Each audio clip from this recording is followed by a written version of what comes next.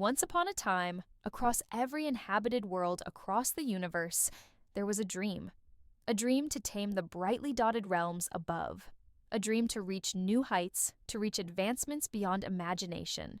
With discoveries and treasures lusted of each traveler in the stars, many civilizations had gained the chance to grasp this stage and built mighty empires with stories that could have crowded even the largest of libraries. From destined heroes to mighty conquerors, the galaxies of the universe were truly a place where minds could relish in awe. Now we live beyond that age. The swirling bastions of lights have drifted afar from each other's gaze, with no company in the flat lines soon to ensue upon the suns. Empires have delved into mere mythology, and life has become too far off to be considered a rarity. We may be the last sentience in the entire universe as the darkness spreads in every sight. So, as we wait for this old expanse's inevitable end, will you please fucking take your move, Scott? Dave exclaimed. As his humanoid avatar struggled to refrain from kicking his shiny metal arse, his android companion continued to ponder at the ancient pieces armed on the wooded checkered board, observing each crack, each tiny splinter upon them. They could have just used a digital program, but the software had already deteriorated beyond repair. I am calculating my strategy, he stated to the AI. Calculating your fucking... We've been playing for 5 hours already. How are you? Possibly the pinnacle of what's left of robot kind, still calculating a shitting chess move. This is a game of patience, is it not? Scott, just make a fucking move. He sighed, moving one of his black pawns forward 2 spaces. Happy? Finally. Christ, the humans could have coded a better chess player than you before they even colonized. Their bloody moon. Dave took his turn, also moving one of his pawns 2 spaces forward. Have you started to malfunction or something? Krivik technology is incapable of malfunction in any form. Maybe the Krivik bollocked it up with you then. Scott took offense, though he expressed about as much emotion as a fruit salad.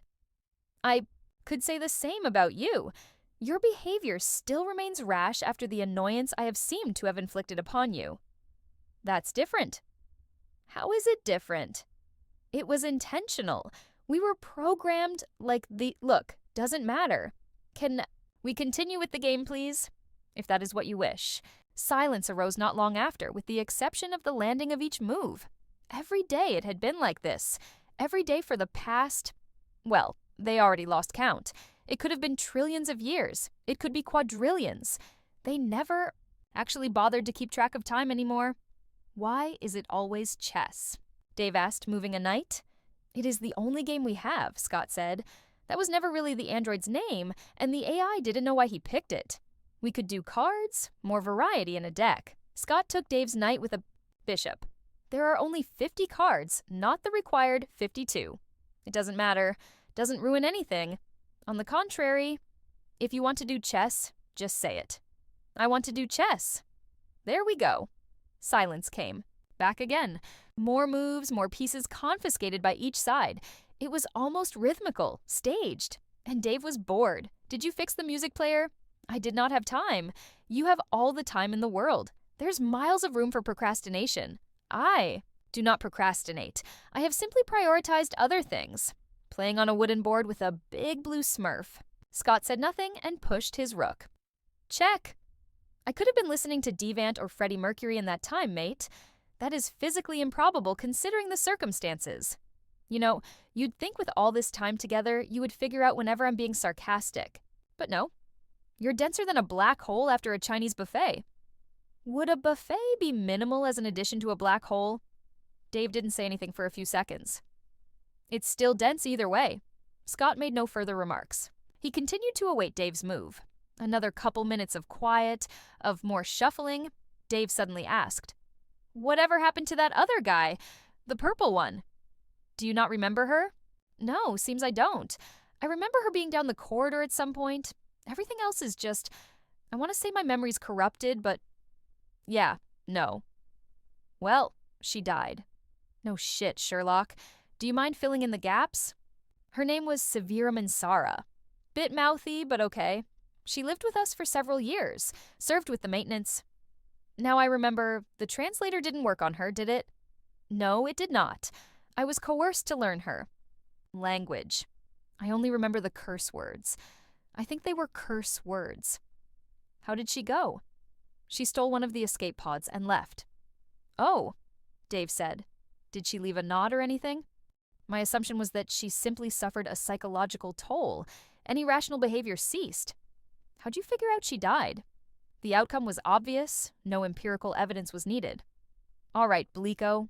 Dave tried to remember where he was with the game before asking, do you, I don't know, miss your people? Scott glared up. Miss them? As in, you wish they were here now? I do not have the flaw of emotions, the flaw of wanting, Dave. Don't call it a flaw. Logically, the notion of an artificial being possessing organic impulses goes against the principle of "shut up, please. Just don't." Dave made a move. Check. Your go, Scott analyzed. He moved a knight to an odd position. Do you miss your creators? Yes. No. Probably. It's like being married. What does an organic breeding ritual have to do with your response? When you've made a commitment to someone for so long, you'll see just about everything with them. You'll see their best moments, the things you can actually be happy for. Then there's all the other stuff. Maybe something that frustrates you a lot, and you have to deal with that every day. But you still love them through all of it, or maybe you get bored. I think I got bored. Would you wish they were still here? They probably are still here, somewhere. I like to think that. Uploaded to a digital paradise, ascended to some other plane of existence. I don't want to think that it's just me now. Do you want me to activate the simulations again? Dave emulated a sigh. It's not real anyways. I'll know. Every move of every person in there. That was the fun thing living back home. You never knew what was going to happen. Your creators sounded abhorrent. Some were sweet, some were, well, they were people. If everything was perfect, then there's not really much point, is there? Mine were quite dissimilar. Intellectual advancement was the Krivik goal. We built wonders, solved the mysteries of the cosmos. We did that as long as we could. We thought entropy would not weave its way into us. Dave laughed. Your creators sounded completely arrogant.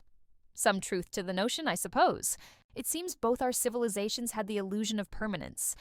And now, it survives through you. What do you mean? Do you miss your creators because of that sense of security? Suppose so.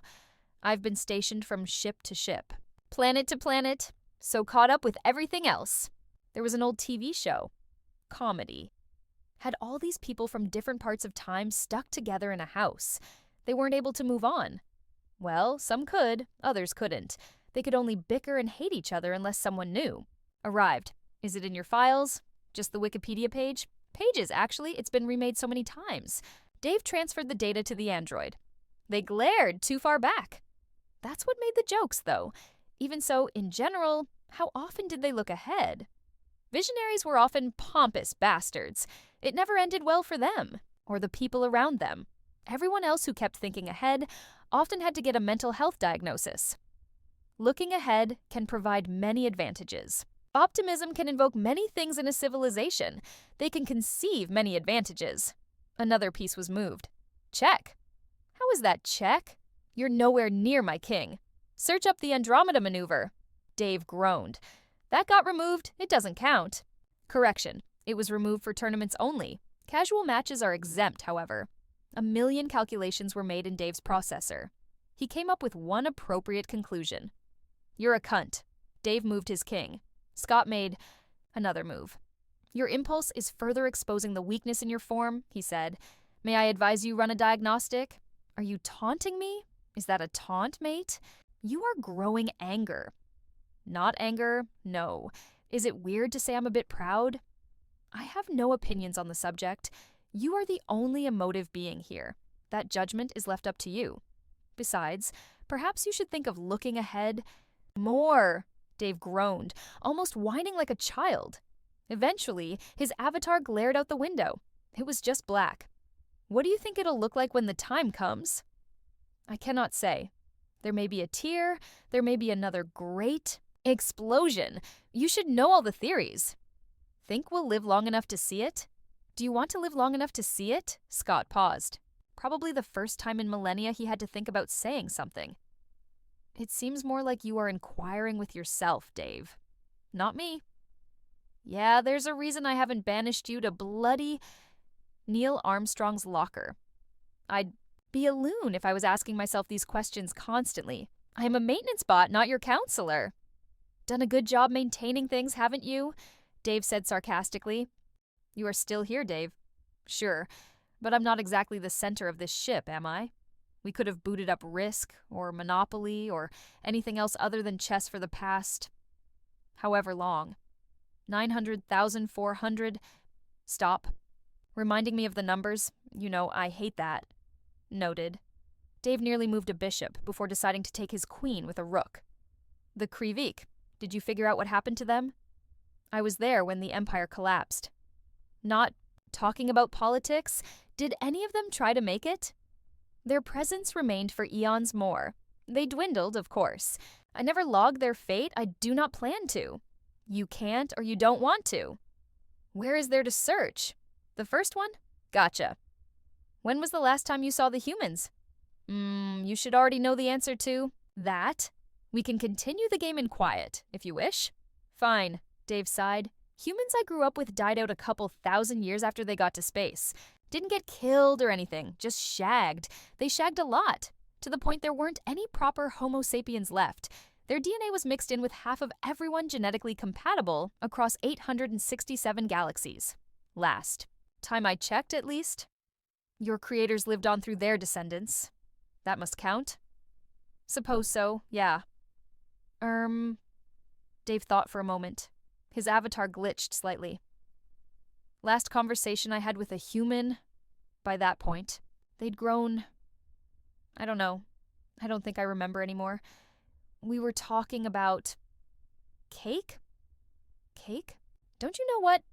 It's something filled with sugar. It's a dessert, basically. People had them on birthdays up to a point. I don't know why they stopped it. That was your last conversation with a human? Humanish, technically.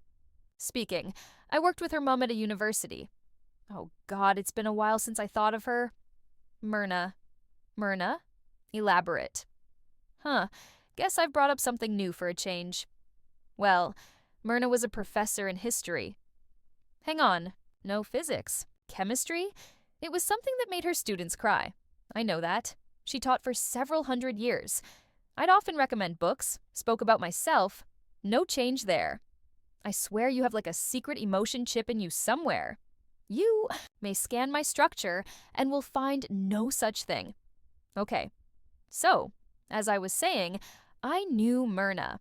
I knew her family well. Her daughters went on to do whatever. It paid for a lot of rubbish. Their youngest, we were talking about cake. She wanted to be a baker. I gave her tips from everywhere across history. It seems her whole family were quite prideful. A dynasty such as that would have thrived in Krivik society. Oh, they were a bunch of narcissistic shits. I was only ever with them 'cause of work. If I knew someone would ask me, then what was the last conversation I would had with a human, I'd have picked the neighbors. Didn't even have to be something long. Just a quick, "Hi, when are you replacing the fence? Your dog keeps running," into their garden. How about you? What was your last conversation? A debrief on a cargo manifest. It was myself and a supervisor. This was not an Imperial vessel. I was one of the few androids remaining by that point. We were part of a caravan that tried to trade between the stars. Anything special about it? Or were it just numbers? Just numbers.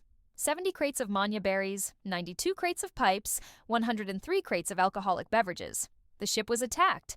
I awoke long after. Not really. A point to put in the scrapbook, then? Is it? If you refer for a means of sentimentality, then by your definitions, I would not suggest so. Well, yeah, that's what I just... Moving on, then. I just took your queen. What are you going to do about it? Scott moved a knight. Check. Dave's avatar looked up and down, from Scott's face to the board itself. You're a bastard. He moved his king again. Scott checked him again. This went on for a bit until Dave dumped a knight in the way. He was left hopeless after a few more moves until they managed to reach an odd stalemate. How many times have we had these conversations? Plenty of times. How often are they the same? They are nearly identical in topic each time. And you just play along. I know you've heard all my rambles. I know I've asked you the same thing over and over again. Dave's avatar glared out back into the black. Will you ever get bored of me, Scott? I cannot experience boredom. I know, but just how long do I have before I reset? 8 minutes? 35 seconds. Dave looked back to the board. We could have been at this for another hour. The game will continue.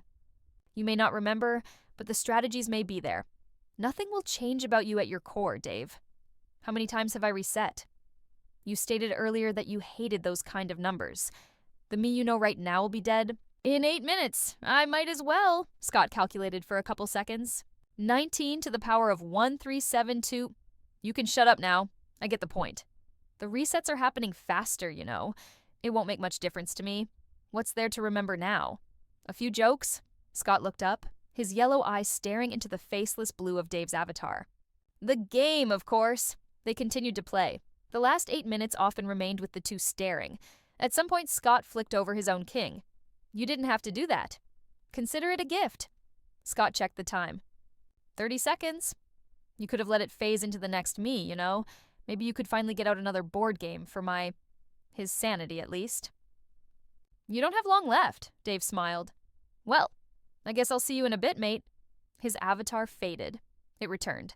Scott reset the board. Dave made the first move. Scott analyzed for the next 5 hours. Dave got pissed off. Enjoy next amazing story. The Jade Throne crumbled. Not in a dramatic, earth-shattering explosion, but with the slow, methodical crackling of jade worn thin by millennia of unwavering pressure. The pressure was his, the heavenly emperor. Golden light bathed his face, obscuring the weariness etched into his ageless features. He surveyed his court, the glittering tapestries of immortal beings, each powerful, each bound to him by oath and obligation. Yet, he felt stagnant. He watched, his face a mask of serene contemplation, as fissures widened across the pristine surface, mirroring the fissures in his own soul. Further advancement was impossible. The very fabric of the heavens seemed to resist his growth, possessed by the burning desire to break through, to reach a level of power previously unimaginable. It gnawed at him. Eons stretched behind him, woven with battles won, empires forged, and constellations named after his victories. Millennia upon millennia had passed since his ascension, centuries spent perfecting his control, expanding his dominion, and mastering the arcane arts. He had reached a pinnacle of power, an apex of existence. He was, for all intents and purposes, divine. His power was absolute, his will law. Yet, a gnawing emptiness echoed within his immortal soul. He had reached a plateau. He had reached the pinnacle of his cultivation, the zenith of celestial power. He commanded legions of immortal warriors. The very constellations bowed before. His will and time itself seemed to bend to his whim. Yet, he was stagnant. Divinity, he realized with a chilling certainty, was not enough. A gilded cage, no matter how vast, was still a prison. He was not afraid to die. He was afraid of stagnation. He yearned for growth, for transcendence. The risk was terrifying. Utter annihilation, complete oblivion. But the reward, the potential for boundless power, it was too tempting to resist. The very fabric of reality pulsed with a potential he could not access, a power beyond the comprehension of even the most ancient gods. He had glimpsed it in forbidden texts, whispered about, in hushed tones by forgotten deities. It was the power of true creation, the ability to reshape reality according to his will, not merely manipulate its surface. The ancient prophecies spoke of a power beyond ascension, a realm of pure chaotic potential accessible only through reincarnation, a concept the Heavenly Emperor had always dismissed as a quaint folktale. But the whispers had grown louder, gnawing at his ambition. The throne, a symbol of absolute authority, was now mocking him, a testament to his limitations. It seems, he murmured to the ethereal emptiness of his court, the echoes of his. Words the only reply, that a new path is required. He closed his eyes. The jade shattered completely. The Heavenly Emperor was no more. The sensation was akin to being ripped apart and reassembled by a hurricane made of shadows. The Heavenly Emperor, or what was left of him, found himself tumbling through a suffocating darkness. The brilliant, Celestial energy that had defined him was muted, flickering like a dying ember against the encroaching gloom. He was in the underworld, the realm of forgotten souls and lingering regrets. The air was thick with the scent of decay and the mournful. Cries of those lost between worlds. He could feel them, the countless spirits adrift, their hopes and memories dissolving into the miasma. The heavenly emperor, even stripped of his divine form, retained a core of his celestial essence, a spark of pure will. He focused, drawing upon that spark to coalesce the swirling shadows around him, forming a wraith-like body. It was a crude imitation of his former glory, but it was enough. His descent was not unnoticed. The denizens of the underworld, monstrous shades of their former selves, were drawn to the lingering scent of divinity like moths to a flame. Grotesque figures, twisted by torment and regret, emerged from the shadows, their eyes burning with a ravenous hunger. He met them with a cold fury. He was the heavenly emperor. He had commanded armies that could crush mountains and extinguish stars. These pathetic remnants posed no threat. He unleashed the simmering celestial energy within him in controlled bursts, incinerating the shades. With bolts of pure light, each victory was a step forward, each fallen foe a stepping stone on his path. He encountered familiar faces amongst the damned, generals who had betrayed him, courtiers who had plotted his downfall, sorcerers who had dared to challenge his authority. They were shadows now, stripped of their power, their ambitions reduced to whimpers of fear. He savored their terror, but he didn't linger. He had a purpose, a destiny that transcended petty vengeance. He pressed onward, his spectral form cutting through the endless legions of the underworld, each battle honing his diminished powers, each victory fueling his unwavering resolve. The air grew heavy, charged with a palpable sense of finality. The cacophony of the underworld faded, replaced by an eerie silence. Before him lay a river, a swirling vortex of black water that seemed to absorb all light and sound. A bridge of bone stretched across the abyss, guarded by a gaunt figure shrouded in tattered rags. "The living do not belong here," they rasped, his voice a dry whisper carried on the wind. "I am not living," he replied, his voice a chilling echo. "I am seeking rebirth." The gaunt figure remained impassive. He pointed with a skeletal finger to the river. "All who cross must shed their burdens, their memories, their identities, their very essence. The water cleanses and prepares." They watched as souls, pale and translucent, were herded onto the bridge. He saw them hesitate, fear etched on their faces. But the pull of the river was too strong. One by one, they plunged into the churning depths. As they entered the river, their ethereal forms shimmered and distorted. Colors bled away, memories flickered like dying stars, and their identities dissolved into the swirling darkness. They emerged on the other side, mere wisps of light, devoid of memory, ready for their next life, approaching the edge of the river. He could feel its pull, the insidious attempt to unravel the very fabric of his being. He hesitated. This was it. The ultimate test. To surrender everything he was, everything he had ever been, for the chance at something more. He took a deep breath and plunged into the depths. The water was like liquid ice, burning and freezing at the same time. The river clawed at his essence, trying to unravel his memories, his power, his very identity. But something was different. He felt the river's pull, but it wasn't working. His soul, his sprite, was too dense, too saturated with celestial energy. The river could not cleanse him. He was too powerful, too stubborn. Instead of being dissolved, he was being pushed down, deeper and deeper into the abyss. The pressure mounted, threatening to crush him. But he refused to yield. He was the heavenly emperor. He had faced challenges far greater than this. He fought against the current, pushing himself further into the depths of the river, beyond the reach of the cleansing waters. He felt a strange pull, a magnetic force drawing him towards the unknown. The darkness began to dissipate. He emerged into a realm of breathtaking wonder.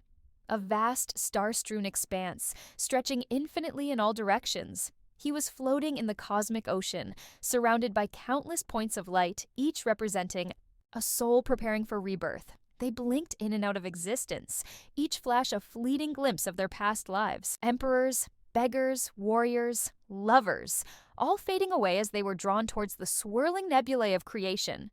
Then, the lights began to fade. The swirling nebulae grew distant. Everything was dissolving into a formless void.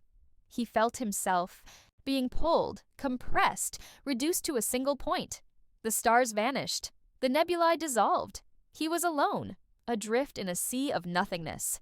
All that remained was a tiny point of light, a single pulsating spark of life. He was a single-celled, fertilized egg. For a moment, panic threatened to overwhelm him. He, the Heavenly Emperor, reduced to this? A microscopic speck of potential? Was this the ultimate humiliation? Then, a slow smile spread across the microscopic landscape that was his nascent being. "I can work with this," he thought, his voice a whisper in the void. The cellular division began. A flurry of activity in the infinitesimal universe he now inhabited. He felt nothing. No grand surge of power, no celestial resonance, just a primal urge to replicate. He focused, channeling the remnants of his divine will, not to command, but to guide. He would observe, learn, and subtly influence the process. He would not be a passive passenger this time. He noticed anomalies. Minute, almost imperceptible deviations from the natural order of cellular growth. These were not errors. They were deliberate, orchestrated by an outside force, a subtle, insidious interference. A wave of cold fury, unfamiliar in its intensity, washed over him. He, the Heavenly Emperor, was being toyed with by some unknown entity. He would not stand for it, but he was powerless, trapped within the confines of his nascent form. Patience, he reminded himself. Observation, understanding. He focused his awareness, pushing against the limitations of his cellular prison. He reached out, a tendril of his consciousness extending beyond the confines of the egg, probing the dark abyss around him. He encountered resistance. A shimmering barrier, woven from strands of ethereal energy, pulsed around him, dampening his senses, preventing him from truly perceiving his surroundings. The barrier was familiar. He had encountered similar constructs in his battles against rogue deities and rebellious spirits. This was a ward, a protective shield designed to contain something or someone. In this case, him. He intensified his probing, testing the ward's defenses. It was strong, expertly crafted, but not impenetrable. He detected weaknesses, subtle flaws in its design, ripples in its energy field. He would exploit them. But not yet. He needed more information. Who had placed this ward? And why? The cellular division continued, inexorable, driven by forces beyond his immediate control. He was becoming more complex, more intricate. He could feel the emergence of rudimentary organs, the beginnings of a nervous system. The whispers of the void grew louder, echoing within his nascent consciousness. He began to sift through the chaotic symphony of sensations, searching for clues. He detected the rhythmic pulse of a larger entity, a warm, comforting presence. His mother? He focused on the subtle undercurrents, the faint whispers that hinted at the truth. He heard fragmented thoughts, fleeting emotions, filtered through the protective barrier. Fear, anxiety, hope, and something else. A deep, abiding sorrow. His mother was suffering.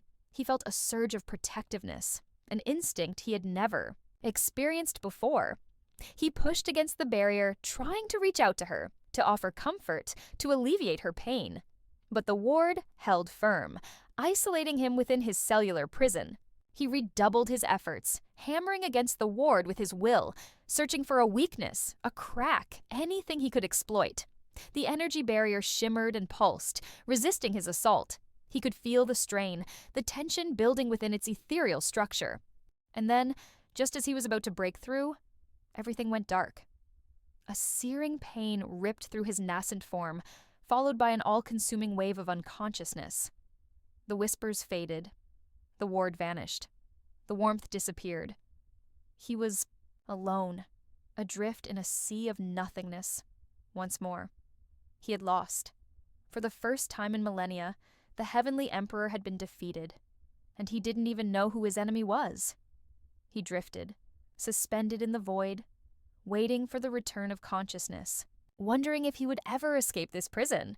He knew one thing for certain: the stakes were higher than he could have possibly conceived. When consciousness flickered back, it was a fragile thing, like a dying ember struggling to catch. The pain was gone, replaced by a dull ache that resonated through his nascent nervous system. He was no longer suspended in the void. He could feel the warmth again, the rhythmic pulse of his mother's life force. But something was different. The ward was gone. Yes. But in its place was something far more insidious. A binding. A subtle web of energy woven directly into his cellular structure, limiting his movement, suppressing his abilities. It was more than just containment. It was control. Someone was attempting to manipulate him, to puppet his development. He tried to flex his will, to break free from the binding, but his efforts were futile. The energy strands were too deeply ingrained, too intertwined with his own essence. He was trapped, a prisoner within his own body.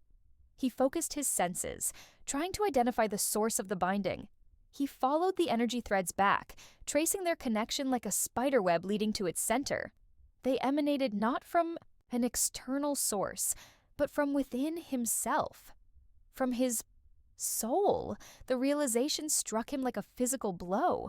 The binding wasn't an external construct. It was an internal corruption, a twisting of his own divine essence. Someone had tampered with his soul during the reincarnation process, planting a seed of control that had now taken root.